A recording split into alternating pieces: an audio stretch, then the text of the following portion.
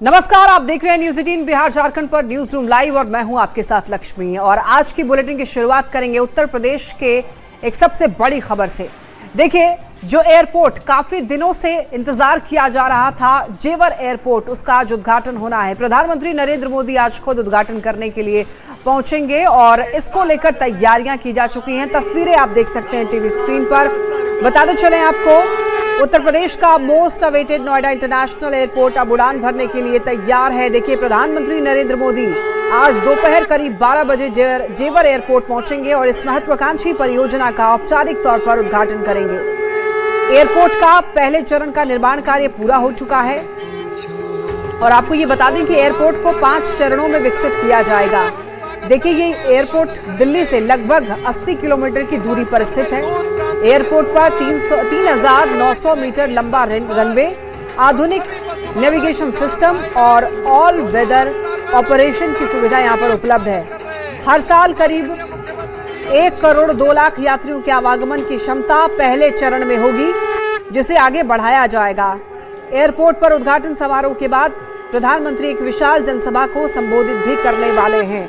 तो देखिए, इसको लेकर काफी दिनों से चर्चा की जा रही थी और अब उद्घाटन का वक्त आ चुका है। यानी कि सभी का लंबा इंतजार अब खत्म होने जा रहा है और अब नोएडा का ये इंटरनेशनल एयरपोर्ट कहा जा रहा है कि विकास की रफ्तार जो है इससे काफी ज्यादा बढ़ने वाली है।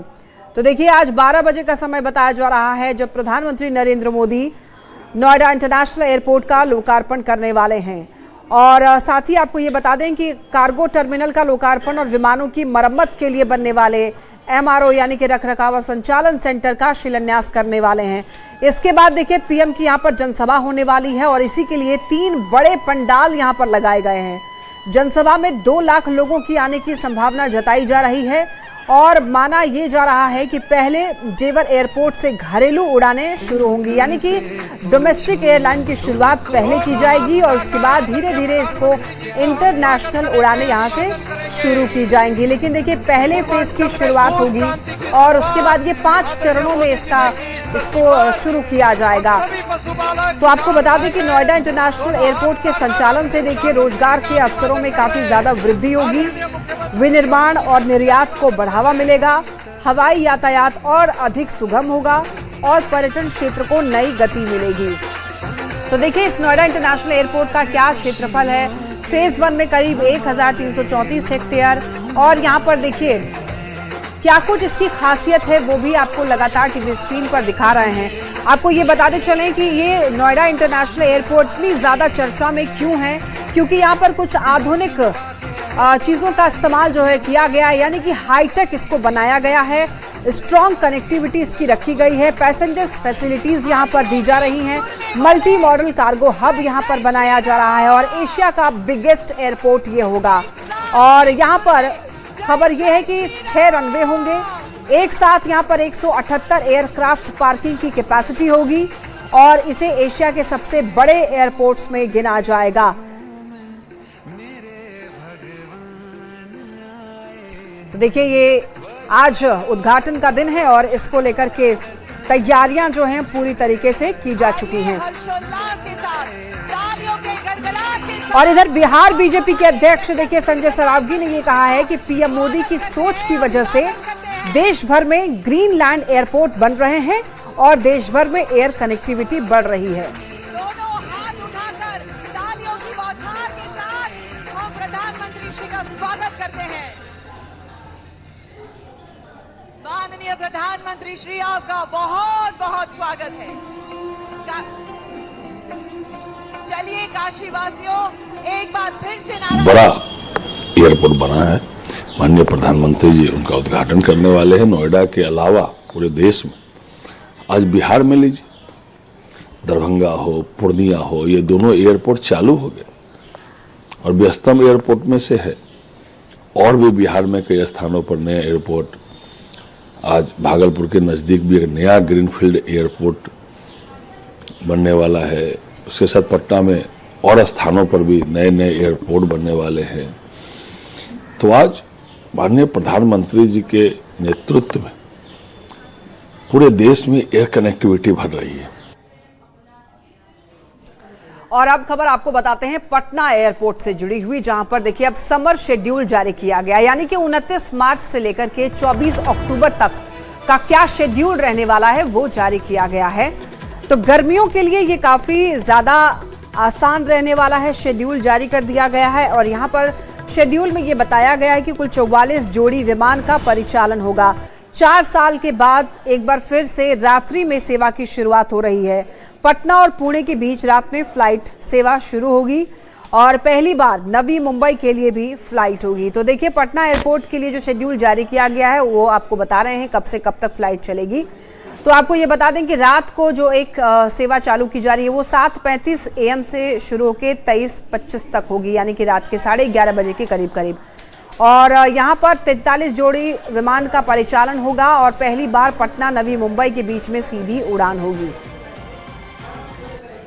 एयरपोर्ट से समर सीजन में उड़ने वाली तमाम जो फ्लाइट्स होंगी उसे लेकर के समर शेड्यूल जो है वो जारी कर दिया गया है। और इस समर शेड्यूल में कुल 44 जोड़ी जो फ्लाइट्स है वो पटना एयरपोर्ट से उड़ान भरेंगी। और सबसे खास बात यह है कि इसमें सबसे ज़्यादा 13 जोड़ी उड़ानें जो हैं वो दिल्ली के लिए उड़ान भरने वाली हैं। और ये जो नया समर शेड्यूल जारी किया गया है उसमें सबसे खास बात यह है कि कई बड़े तोहफे हैं, जिसमें नवी मुंबई के लिए पहली बार जो है वो एक उड़ान जो है वो भरने वाले हैं। और लेट नाइट जो है वो पुणे के लिए उड़ान भरेगी। और आपको बता दूं कि यहाँ पे देखिए पटना एयरपोर्ट जो बना है यहाँ पे उड़ानों की संख्या जो है वो ज़्यादा की गई है। और खास करके नवी मुंबई जो नया एयरपोर्ट बना है वहाँ पे पटना से सीधी उड़ानें जो हैं वो होंगी। और ख़ास बात यह है कि लेट नाइट जो है वो भी उड़ानें जो हैं वो शुरू की गई है। पटना से पुणे के लिए अगर कहें कि रात के 2 बजे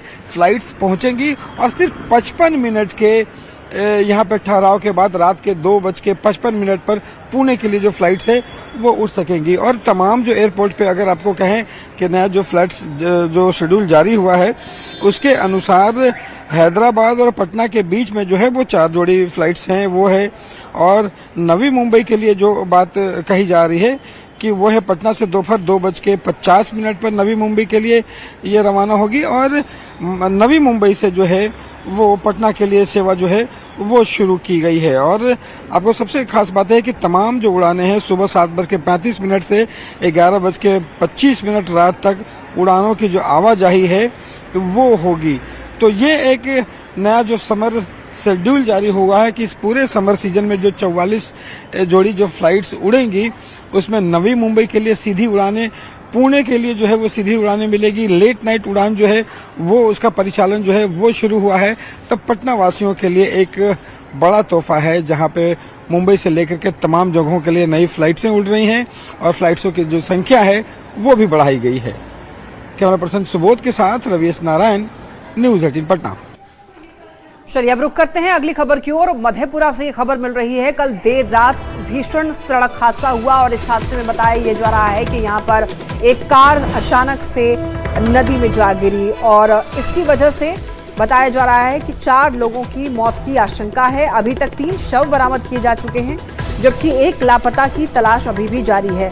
सभी युवक ग्वालपाड़ा से मेला देखकर लौट रहे थे, तभी अरार पुल के पास में कार बेकाबू होकर गिर गई और बिजली की पोल को तोड़ते हुए नदी में जा गिरी।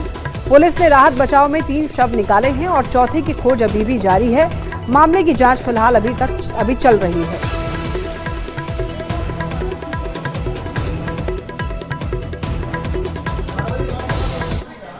चलिए और अब बात करते हैं मुख्यमंत्री नीतीश कुमार की, जो कि काफी ज्यादा एक्टिव दिखाई दे रहे हैं। और अभी बताया जा रहा है कि एक पार्क का निरीक्षण किया है नीतीश कुमार ने। तो आपको बताते चलें, ये खबर इस वक्त मिल रही है पटना से।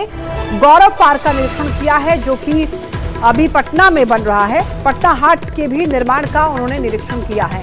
देखिए सीएम नीतीश कुमार का कार्यकाल जो है बहुत जल्द ही समाप्त होने वाला है, लेकिन उससे पहले लगातार एक्टिव मोड में सीएम नीतीश दिखाई दे रहे हैं और हर जगह अपनी तत्परता वो दिखा रहे हैं, हर जगह वो एक्टिव दिख रहे हैं। ऐसे में एक पार्क बन रहा है, गौरव पार्क पटना में बन रहा है। गौरव पार्क का निरीक्षण किया है। इधर पटना हाट का भी निर्माण का उन्होंने निरीक्षण किया है।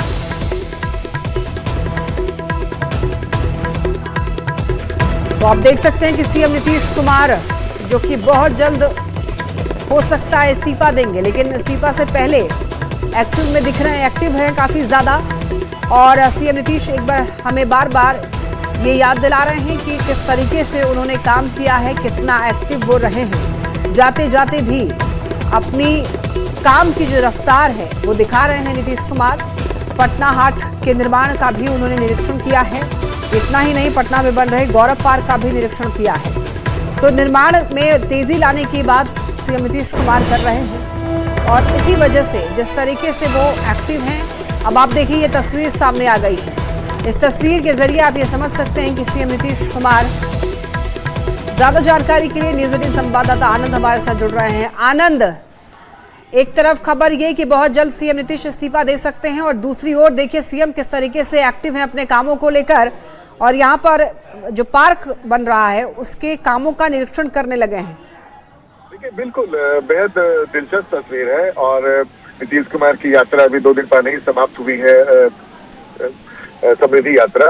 इसके लिए नीतीश कुमार पूरे बिहार का दौरा करने के बाद समृद्धि यात्रा के समापन किया पटना के बापू सभागार में, और उसके बाद भी लगातार नीतीश कुमार एक्टिव मोड में हैं। और वो भी तब जब नीतीश कुमार को लेकर कई तरह की चर्चाएं चल रही हैं कि दिल्ली में जाएंगे, दिल्ली की राजनीति में जाएंगे, राज्यसभा के सदस्य बन चुके थे और ये भी चर्चा है कि 30 तारीख को इस्तीफा भी देंगे एमएलसी की कुर्सी से। लेकिन बावजूद इसके नीतीश कुमार ने शायद एक बड़ा इशारा किया है कि जब तक वो इस कुर्सी पे हैं वो विकास कार्यों से पीछे नहीं रहेंगे और जो भी निर्माण कार्य हो रहा है जिसकी घोषणा उन्होंने की थी, जिसके निर्माण का उन्होंने निर्देश दिया था, उन तमाम विकास कार्यों का जायजा ले रहे हैं। और उनके साथ अधिकारी को पूरी टीम में विजय चौधरी जो सियासत के वरिष्ठ मंत्री वो भी उनके साथ मौजूद है।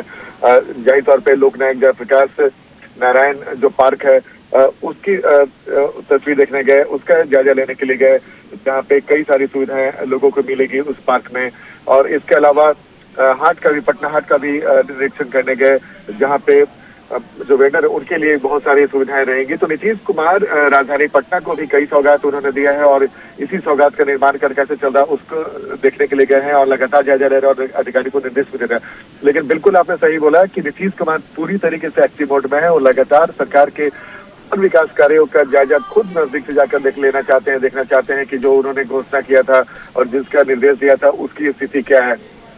लगातार इस बात को लेकर चर्चा हो रही है कि 30 तारीख को जब एमएलसी की कुर्सी से इस्तीफा देंगे उसके बाद नीतीश कुमार दिल्ली की राजनीति में जाएंगे। 14 तारीख तक उन्हें राज्यसभा का सदस्य भी लेना है, 10 तारीख तक, तो उसके बाद वो इस्तीफा दे सकते हैं। लेकिन तमाम प्रयासों को फिलहाल नीतीश कुमार ये कहकर विराम देते नजर आ रहे हैं कि वो विकास कार्यों में लगे हुए हैं। बिहार की जनता का विकास उनके लिए सबसे बड़ी प्राथमिकता है और उसी की तस्वीर इस वक्त राजधानी पटना में जब नीतीश कुमार 2 से 3 जगह गए, सभ्यता द्वार भी गए, वहां पर भी उन्होंने निरीक्षण किया।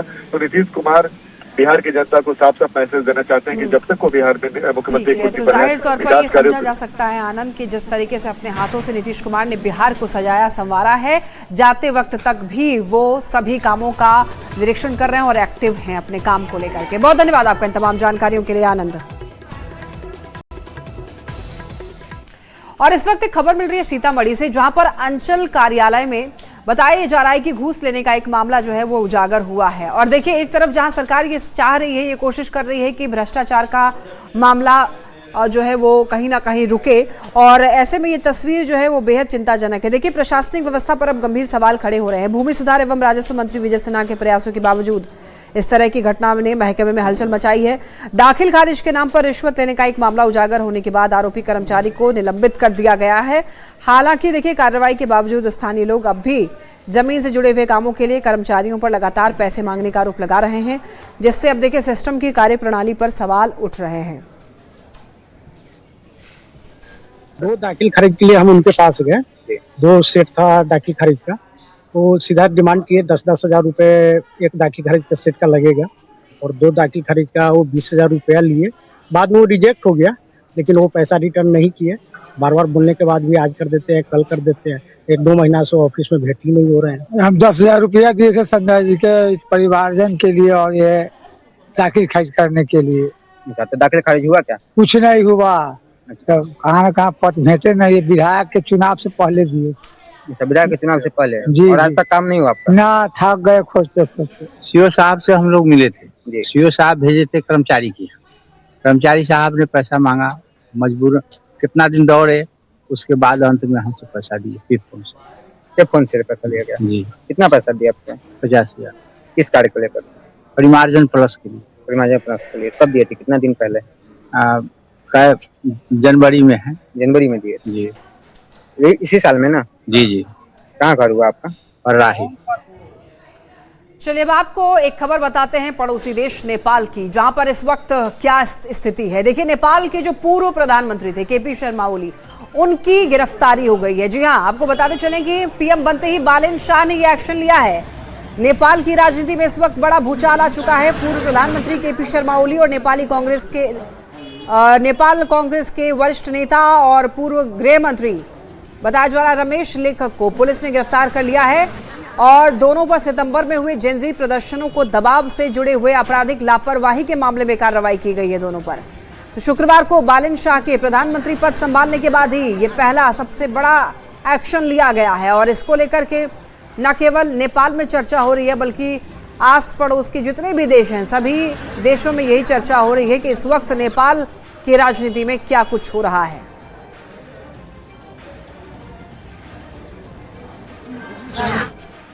और अब बात करेंगे बिहार की राजनीति की। देखिए, यहां पर मुख्यमंत्री नीतीश कुमार बहुत जल्दी इस्तीफा देने वाले हैं और अब चर्चा है कि अगला मुख्यमंत्री कौन होगा। तो निशांत कुमार के समर्थन में अब पोस्टर लगने शुरू हो चुके हैं। निशांत को लोग फ्यूचर सीएम ऑफ बिहार के तौर पर देखना चाह रहे हैं और पोस्टर के जरिए ही निशांत कुमार को मुख्यमंत्री बनाने की मांग भी उठाई जा रही है।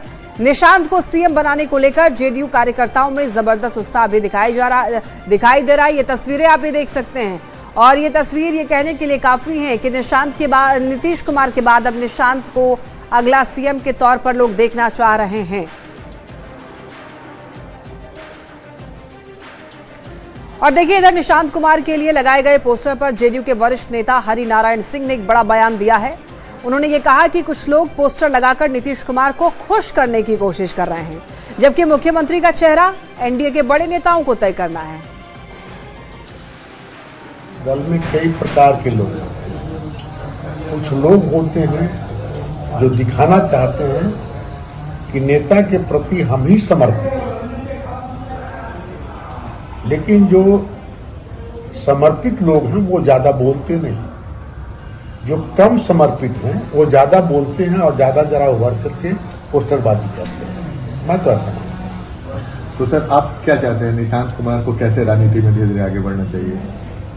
मैं तो चाहता हूं कि वो पार्टी ज्वाइन किए हैं, क्रियाशील सदस्य बने हैं और दल को मजबूत करते हुए बिहार की सरकार में भी उनकी भागीदारी हो। मैं ऐसा चाहता हूं। और देखिए, इस वक्त एक बड़ी खबर आप तक पहुंचा दें। पटना के डाक बंगला चौराहे में देखिए बताया जा रहा है कि एक हादसा हुआ है। दरअसल बांस में बंधी हुई एलईडी लाइट अचानक से गिर गई। कार्यक्रम के दौरान ही यह हादसा हो गया है। मौके पर अफरा तफरी मच गई, लेकिन अच्छी खबर यह है कि इस हादसे में कोई हताहत नहीं हुई है। गेट गिर जाने के कारण आने जाने का रास्ता बंद हो गया। इनकम टैक्स से डाक बंगला चौराहे और स्टेशन जाने का जो रास्ता है वो बंद हो गया। रूट को डाइवर्ट करना पड़ गया। हालांकि गेट गिरने के बाद कोई हादसा नहीं हुआ है, यातायात लेकिन जरूर प्रभावित हुआ है। मौके का जायजा लिया है न्यूज 18 संवाददाता रवि एस नारायण ने। तेज आंधी और तूफान के कारण कई बड़े नुकसान उठाने पड़े हैं। कई जगह पे पेड़ गिरे हैं तो कई जगह पे बैनर पोस्टर के साथ साथ रामनवमी में लगाए गए गेट भी धराशायी हुआ है। हम जो तस्वीरें दिखा रहे हैं पटना के डाक बंगला चौराहे की है। ये जरा देखिए कि यहाँ पे डाक बंगले चौराहे से ठीक 100 मीटर की दूरी पर जो है ये मुख्य गेट जो है वो लगाया गया था, लेकिन पूरा गेट जो है वो उखड़ गया है और मुख्य सड़क पर आकर के गिरा है, जिसके कारण इनकम टैक्स से डाक बंगला चौराहे जाने वाले जो रास्ते हैं वो पूरी तरह से बंद हो गया है। देखिए, ये विशाल गेट जो है ये बनाया गया था रामनवमी के दिन और यहाँ पे शोभा यात्राएं जो हैं वो इस रास्ते से निकल रही थी। शोभा यात्रा के दौरान ही जब तेज आंधी और बारिश हुई उसमें पूरा का पूरा जो गेट है वो धराशायी हुआ और मुख्य सड़क पर आकर के गिरा है, जिसके कारण इधर से आप देखेंगे कि इनकम टैक्स से और डाक बंगला जाने वाले जो रास्ते हैं वो पूरी तरह से बंद कर दिए गए हैं। यहाँ पे बैरिकेडिंग लगाया गया है और जो भी गाड़ियाँ इनकम टैक्स से आ रही है वो कोतवाली के रास्ते जो है वो डाइवर्ट कर दी जा रही है। बताया जा रहा है कि जब नितिन नवीन राष्ट्रीय अध्यक्ष यहाँ पे मंच पर मौजूद थे, तमाम शोभा यात्राएं चल रही थी। ठीक उसी समय आंधी तूफान आया और ये गेट गिरा। इसे हटाने का जो प्रयास है वो लगातार किया जा रहा है और जो ट्रैफिक है उसमें थोड़ी तब्दीली की गई है। इनकम टैक्स से जो सीधी गाड़ियां जो हैं वो डाक बंगला चौराहा या स्टेशन की तरफ नहीं जा सकती हैं। इसे लेकर के आप कहीं जा रहे थे? हाँ सर, ड्यूटी जा रहे हैं। ऑफिस जा रहे हैं? हाँ सर, ऑफिस जा रहे हैं। तो ये रास्ता बंद हुआ? बंद है सर, सही साइड से निकल जाएंगे। साइड से निकल जाएंगे। गाड़ियां तो इधर से अब नहीं जा रही हैं? नहीं, गाड़ियां इधर से नहीं जा रही है सर, घूम करके जा रही हैं। हाँ सर। आप यहीं थे? नहीं सर, हम लोग डमंगले पर काम करते हैं। ये पंडाल में काम कर रहे हैं? नहीं, पंडाल में नहीं, हम लोग का यहाँ परेस है। अच्छा, तो रात में ये गिरा? जी, रात में गिरा, आंधी तूफान आया तो गिरा।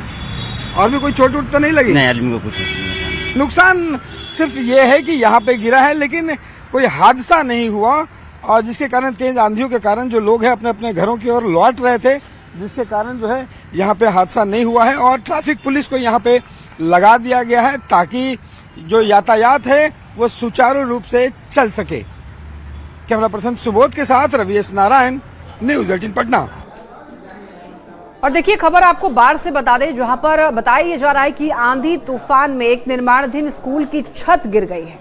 और बताते चले आपको, निर्माणाधीन स्कूल छत गिरने से यहां पर नुकसान हुआ है। देर रात आंधी तूफान में छत गिर गई है। अतमल गोला के उत्क्रमित मध्य विद्यालय सहस्तापुर का ये मामला है। दरअसल एक निर्माणाधीन स्कूल की छत गिरी है, यानी कि इसको फिर से बनाने में समय लगेगा। तस्वीरें आप ये देख सकते हैं। और अभी फिलहाल किसी को चोट लगी है या नहीं, इसको लेकर कोई जानकारी नहीं मिली है। लेकिन देर रात आंधी तूफान में छत गिरी है और केवल यही नहीं, कई इलाकों में आंधी तूफान का असर जो है वो देखने को मिला है। यहाँ पर आप देख सकते हैं कि ये छत है वो गिर गई है। आंधी तूफान में कहीं ना कहीं लोगों को भी नुकसान हो रहा है।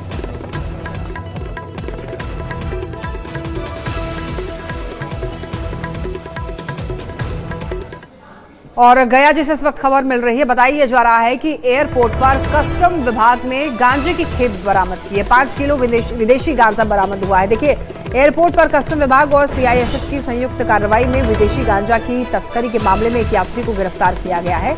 जांच में अधिकारियों ने यूपी के गोरखपुर के विशाल ओझा को करीब 5 किलो विदेशी गांजा के साथ गिरफ्तार किया गया। वो थाईलैंड के डॉन मुआंग एयरपोर्ट से थाई एयर एशिया की फ्लाइट से गयाजी एयरपोर्ट पहुंचा था और यहां से गोरखपुर जाने की तैयारी में था। तो बदमाश विदेशी गांजा की अंतर्राष्ट्रीय बाजार में कीमत उसकी जो है, जो विदेशी गांजा बरामद की गई है, दरअसल उसकी अंतर्राष्ट्रीय बाजार में कीमत लगभग 5 करोड़ रुपए बताई जा रही है।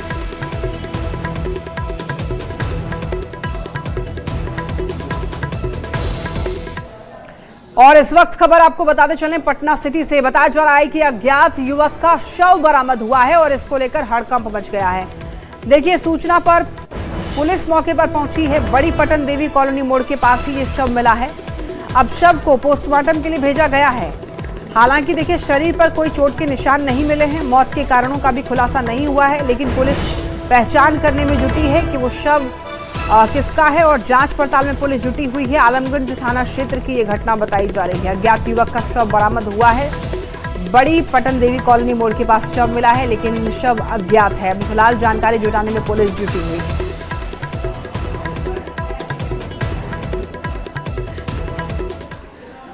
हजारीबाग से इस वक्त एक खबर मिल रही है। बताया जा रहा है कि रामनवमी के जुलूस के दौरान झड़प हुई है और आपको बताते चलें कि यहां पर हिंसक झड़प देखा गया।